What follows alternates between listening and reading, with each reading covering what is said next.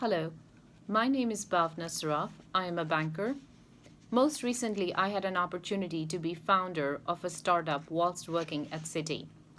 This was part of Citi Ventures, which fostered ideas generated from within the business. You get a chance to present your idea to a Dragon's Den type of setup, and to the extent that they find you and your idea investable, you're given seed money to progress your idea. My startup reached Seed 3 stage. Frankly, there were days when I would have loved to spend more time on my startup than doing my day job. It was that interesting. These are the 5 things I learned. Number 1, the problem statement. Is it a hair on fire problem? I remember my coach would not let me proceed until I was able to convince him that the problem I was looking to solve was really a problem. As a result, it took us more than 3 months to simply get out of the gates. It frustrated me at that time, but with hindsight, I now understand what all that fuss was about. So keep asking yourself, is your idea going to solve a hair on fire problem? Is it going to solve an unmet need? And that is very important, because if it isn't, you won't be able to get the user uptake down the line. Innovation cannot simply be a nice to have. The second thing I learned, user validation.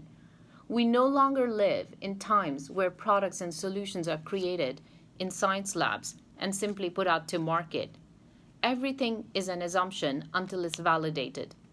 The process of validation must be iterative and agile until you have collected enough data on the problem you're looking to solve for. There is a functional, emotional, and a social response to all our needs. The natural reaction is to focus on the functional aspect, but it's actually the latter two, the emotional and social, that are most important, because you want your users coming back to your solution again and again and again. The third thing that I learned, focus on the jobs to be done. What is the progress the user is trying to achieve? What are the jobs that they are not doing or avoiding? Develop an inquisitive line of questioning when trying to tease out a problem. Don't ask leading questions. Talk less, listen more. Don't jump to the solution, because it can change based on what you're hearing from the users. Focus on the user journey, not the solution. Point number 4, fear of failing. Banish the word failure from your dictionary. If results are not as expected, you just simply pivot to something else. Smart founders are not married to an idea and have courage to drop them like hotcakes if they don't see a future for them, and simply find new ones.